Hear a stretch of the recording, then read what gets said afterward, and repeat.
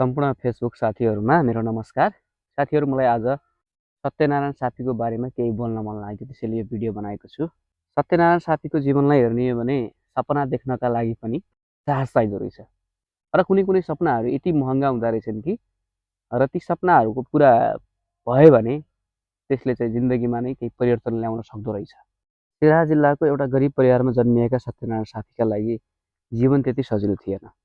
बुवा आमा र स्वयं उनी पनि पढ्दा पढ्दै दैनिक ज्याला मजदुरी गरेर जीवन चलाइरहेका थिए। त यस्तो परिस्थितिमा थियो त केवल एउटै कुरा, त्यो भनेको सपना, कि भविष्यमा एउटा असल सफल डाक्टर बन्ने। तर त्यो सपनालाई पनि उनको परिस्थितिले चाहिँ पुरा हुन दिएको थिएन।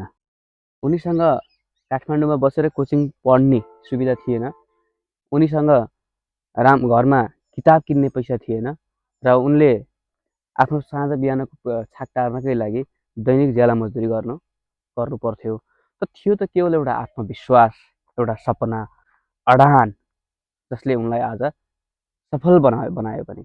दिनभरिको कठिन सङ्घर्ष अनि साँझ थकान र त्यो सँगसँगै पढाइ र किताबको सङ्गत, त्यही अडान र त्यही कठोर सपना, हिम्मतसहितको सपना भन्छु म, त्यो सपनाले आज उनलाई सफलता दिलाएको छ। उनले एमबिबिएसको पूर्ण छात्रवृत्तिमा नाम निकाल्न सफल भएका छन् र उनी अब नेपाल सरकारले उपलब्ध गराएको एमबिबिएस छात्रवृत्तिबाट चाहिँ निःशुल्क डाक्टर कोर्स पढ्न सक्नेछन्। त्यसैले यो कथा चाहिँ भावनात्मक भन्दा पनि वास्तविक हो र साँच्चै हामीमा कठोर तपस्या, आत्मविश्वास र अडान, कुछ कर गुजर्ने का भन्छन् नि हिन्दीमा, त्यस्तो भयो भने चाहिँ सफलता प्राप्त हुँदो रहेछ।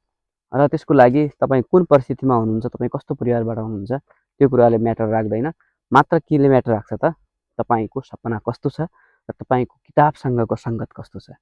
तपाईँको किताबसँगको सङ्गत र तपाईँको कठोर सपना, दृढ सङ्कल्प छ भने एक दिन तपाईँ पक्कै सफल बन्नुहुनेछ भन्ने कुरा चाहिँ यो कथाले पुष्टि गरेको छ। त सत्यनारायण सापीलाई थम्सअप भन्न चाहन्छु र गुड लक। तपाईँ चाहिँ भविष्यमा असल डाक्टर बन्नुहुनेछ र जसले यो भिडियो हेरिरहनु भएको छ उहाँहरूमा पनि थप ऊर्जा मिल्नेछ भन्ने आशा विश्वास लिएको छु। हस्, र पनि यो मेरो भिडियो यहाँसम्म हेरिदिनु भएकोमा धेरै धेरै धन्यवाद।